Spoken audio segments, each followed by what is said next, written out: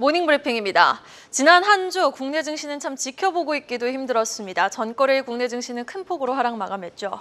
네, 맞습니다. 금요일 밤 고용보고서 발표를 앞두고 경계감이 상존하며 보합권으로 출발했던 국내 증시. 장중 엔화가 강세를 보이며 일본 증시가 하락하자 이에 연동되며 낙폭을 키워갔고요. 시총 상위주 중에는 바이오주를 제외하고 대부분 약세를 보였던 하루였습니다. 네, 또 주말 사이 8월 미국의 비농업 고용 지표가 예상치를 밑돌았습니다. 이에 따라 연준의 커지는 B컷 단행 가능성, 또 BOJ는 12월 금리 인상 가능성이 점쳐지는 가운데 오늘 국내 증시 향방의 이목도가 높아진 모습입니다. 모닝 브리핑 지금 바로 출발합니다. 시장은 가만히 있기 좀 힘들어 보입니다. 그 어떤 재료가 나와도 악재로 소화해야 직성이 풀리는 시장. 8월은 경기 침체 우려가, 9월은 통계적 약세장이란 명분으로 참담한 모습을 보이고 있는 국내 증시. 아주 비교 불가. 올해 국내 증시는 주요국 증시가 중 가장 처참한 성적표를 기록하고 있습니다. 9월 6일 금요일장 한마디, 고용보고서 발표 앞두고 또 위축 모드입니다. 우리 시간으로 금요일 밤에 발표됐던 8월 미국 비농업 고용지표 발표를 앞두고 경계감 가득 보합으로 출발했던 국내 증시. 그러나 엔화 강세 기조 속 일본 증시가 하락세를 보이자 아시아 증시는 이와 연동되며 하방 압력을 받았고요. 외국인의 지속되는 셀코리아의 시총 상위 종목들은 바이오 쪽을 제외하고 일제히 또 흔들리는 모습을 보였습니다. 코스피 지수 지난주 나흘 연속 하락하며 제대로 하락 모드 마침표를 찍었던 금요일장. 더 구체적인 마감 수치와 특징 섹터도 이어서 확인해보고 오시죠. 지난주 금요일 우리 증시는 하락 마감했습니다. 미국 고용보고서 발표를 앞두고 관망세가 짙게 나타났고요.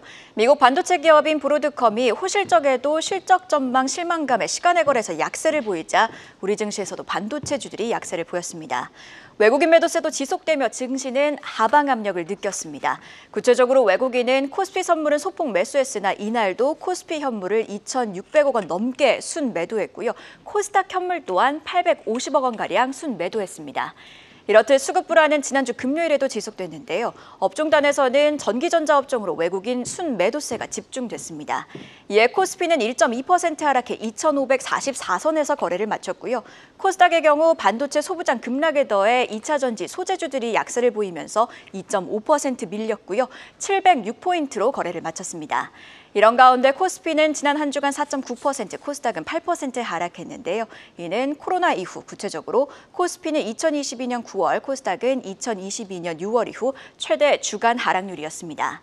그럼 한 발 더 들어가서 어떤 섹터가 움직였는지도 체크해 볼까요? 이날 오전 정부는 전기차 화재 안전관리 대책을 발표했습니다.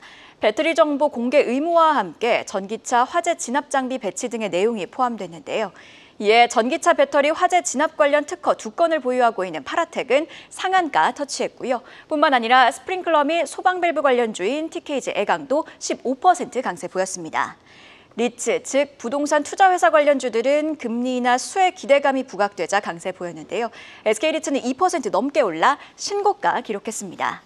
한편 2차 전지주들은 전반적인 시장 약세 속 올해 1월에서 7월 국내 배터리 3사의 비중국 점유율이 전년 동기 대비 2%포인트 하락했다는 소식도 부각되자 약세 보였습니다. 그럼 이외에도 어떤 섹터가 시장을 움직였는지 함께 추가로 확인해 보시죠. 이렇게 금요일장은 바이오주라든지 일부 테마주들만 들썩일 뿐 대부분의 종목과 대부분의 업종이 하락 마감했던 하루였습니다. 코스피 지수는 2,540선까지 내려오게 됐는데요. 당장 오늘도 지수의 추가 하락 가능성이 제기되는 가운데 그렇다면 이번 주 이벤트가 있고 재료가 살아있는 쪽에 포커스를 맞춰보는 건 어떨까요? 자, 현지 시간 9일 드디어 애플의 첫 AI폰, 아이폰 16이 공개된다. 부품 관련주 자세히 정리해보겠습니다. 매년 9월에 있는 이 아이폰 신제품 공개 행사, 특히 이번엔 애플 인텔리전스라는 애플의 첫 AI를 소비자가 처음 맞닥뜨리기에 그 처음 반응이 딱 향후 투자의 키가 될 전망입니다. 다음 페이지 보겠습니다. 우선 그래도 애플의 첫 AI폰에 대한 기대가 무색하게 지난주 관련주들은 아주 큰 폭으로 하락을 했죠. 그 하락 배경부터 짚어봐야겠습니다. 물론 이 지수 하락에 동반되는 부분을 피해가기도 어려웠지만 그렇다 하더라도 지난 화요일 관련주들의 낙폭은 유독 컸습니다. 그 배경은 중국에 있었는데요. 애플이 아이폰 16을 발표하는 날 중국 화웨이는 같은 날 오후 2시 30분 세계 최초 트리폴드폰 두 번 접는 스마트폰을 세상에 공개하게 됩니다. 올해 초부터 개발 소식이 끊임없이 들려오던 이 트리폴드 폰을 화웨이는 의도적으로 애플 신제품 출신 날 맞춰서 일정을 잡았던 거죠. 인기도 심상치 않아 보입니다. 지난 토요일 트리폴드 폰 사전 예약을 시작했거든요. 그런데 시작한 지 6시간도 안 되어서 177만 명이 신청을 했다고 합니다. 중국 증시에서는 화웨이 반도체 자회사 같은 관련주들이 일제히 폭등을 하고 있습니다. 그리고 되려 애플의 AI 모멘텀이 중국 판매에서는 걸림돌이 또 될 수 있다는 전망인데요. AI 제품을 까다롭게 검열을 하는 중국. 안 그래도 중국 스마트폰 시장에서 엄청난 압박을 받아온 터라 중국의 아이폰 16 반응과 향후 판매량이 주가에 미칠 수 있는 영향이 굉장히 큰데 지금 중국에선 챗 GPT를 쓸 수 없거든요. 중국은 지금까지 모두 중국 업체가 개발한 생성형 AI 제품만 승인을 해 쓸 수 있도록 허가해주고 있습니다. 그래서 삼성전자도 갤럭시 폰의 바이두의 어니를 사용하고 있는 상황이죠. 그리고 무엇보다 텐센트와 애플 간의 갈등은 골이 아주 깊어지면서 아이폰 16에선 중국의 국민 메신저 위챗을 쓸 수 없다는 소문까지 돌고 있어서 과연 이번 아이폰 16이 중국 판매량에 대한 우려를 어떻게 좀 잠식시킬 수 있을지 여부에도 관심이 쏠리고 있습니다. 그래서 이번 행사 주요 관전 포인트는 어디에 있는지 다음 페이지를 통해 정리해 보도록 하겠습니다. 자, 교체 주기가 딱 도래한 이 시점에서 애플 인텔리전스가 장착된 아이폰이다. 소비자들이 우아하고 놀랄 만한 기능을 선보일지가 관건이 되겠습니다.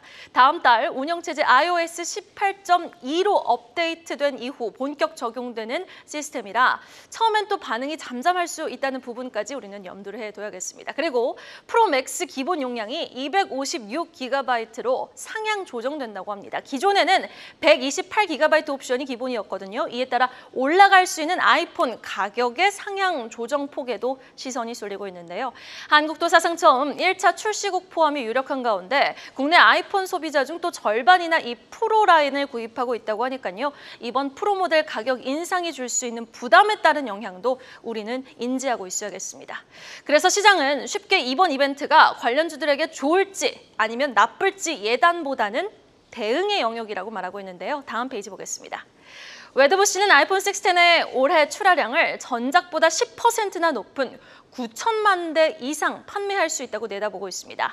4년 이상 교체가 안 된 아이폰이 전 세계 지금 3억 대라는 근거까지 들어가면서 아주 강하게 긍정 주장을 하고 있는 건데 이렇게 교체 주기와 맞물려 선보이는 애플의 첫 AI폰이라는 타이틀은 슈퍼사이클로 이어질지 아니면은 가격 인상에 따른 흥행 부진이 이어질지 시장은 예단보다는 대응의 영역이라고 강조를 하고 있는 거죠. 골드만삭스도 지난주 금요일 애플의 주가가 아이폰 16으로 인해 25% 정도 더 뛸 수 있다고 평가를 했지만 UBS는요, 또 중국 화웨이와의 경쟁 속 판매량이 급격하게 늘어나진 않을 것이라고 내다보며 엇갈린 모습을 보이고 있습니다. 자, 그럼 국내 관련주 흐름까지 점검해 보시죠. 먼저 LG 이노텍입니다. 아이폰에 탑재되는 고성능 카메라 모듈을 공급 중인 업체로 대표 부품주로 꼽히고 있습니다. 주가는요, 지난주 LG전자의 선방이 무색하게 4거래일 연속 17% 가까이 급락을 하면서 23만 1,500원 선에서 거래를 마쳤습니다. LG 디스플레이 보겠습니다. 아이폰과 아이패드에 탑재되는 OLED 패널을 납품 중에 있는 업체인데요. 주가는 이노텍보다 비교적 하방이 지지되면서 금요일장에서는 보합으로 거래를 마쳤습니다. BH 보시죠. 애플 제품의 OLED 패널에 들어가는 FPCB 인쇄회로 기판을 공급하고 있는 업체입니다. 주가는 금요일 무려 5.7% 크게 하락하면서 19,000원 선을 좀 겨우 지켜냈습니다.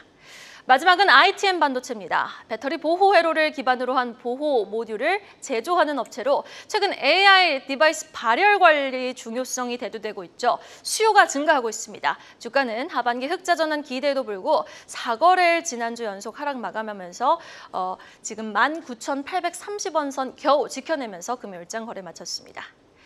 자, 이제 10일 새벽 2시입니다. 우리 시간으로 내일 새벽 2시인데요. 처음으로 세상에 공개되는 AI 아이폰. 과연 다시 한번 애플의 시대가 도래했음을 시사하는 예고편을 우리는 마주하게 될지 지켜보도록 하겠습니다. 계속해서 장 마감 이후 나온 공시와 일정까지 확인해보고 오시죠. 금요일 장 마감 이후에 나온 공시도 함께 살펴보도록 하겠습니다. 먼저 LF는 30억 원 규모의 자사주를 취득하기로 결정했습니다. 장내 매수 방식으로 21만 1,416주를 매수할 예정이고요.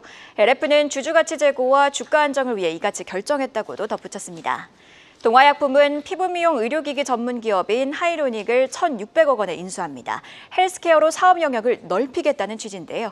이를 위해 두 기업은 주식 양수도 계약을 체결했고요. 이외에도 하이로닉은 동아약품을 대상으로 400억 원 규모의 제3자 배정 방식의 유상증자를 결정하기도 했습니다.